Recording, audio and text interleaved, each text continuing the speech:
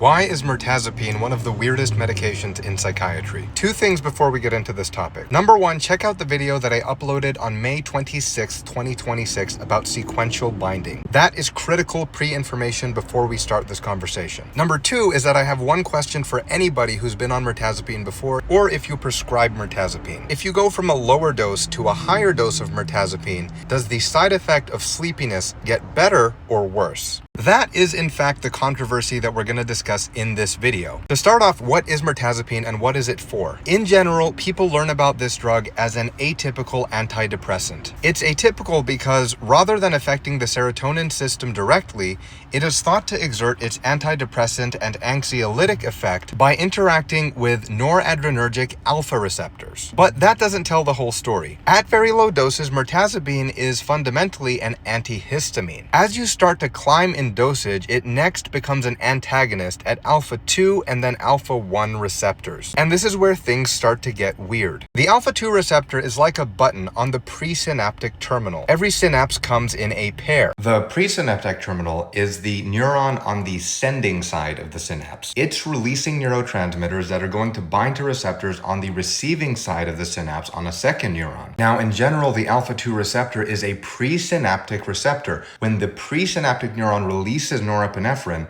some of that norepinephrine binds to the alpha-2 receptor on that same neuron. This results in a decrease of noradrenergic release. It's kind of like the brakes on the system. So when mirtazapine antagonizes this, you get more release of norepinephrine. The weird thing about mirtazapine is that at higher doses, it also antagonizes alpha-1, which is the postsynaptic receptor. So at the same time, mirtazapine is stopping the brakes on the presynaptic receptor and blocking the action of the increased norepinephrine as a consequence of blocking the brakes at the postsynaptic receptor. Play that back again. That's a lot to wrap one's mind around. Theoretically, at low doses, the antihistamine effect results in mirtazapine being sedating. But there is a probability that at some point, by blocking alpha-2, there is enough noradrenergic tone that it becomes more activating because noradrenaline is, well, adrenaline, and it does what you would expect it to do stereotypically. It makes one more awake and alert. And even apart from all that, it's an antagonist at 5-HT3, which is a serotonin receptor in the chemoreceptor trigger zone of the brain that results in mirtazapine being a solid antiemetic. It also interacts with 5-HT2C,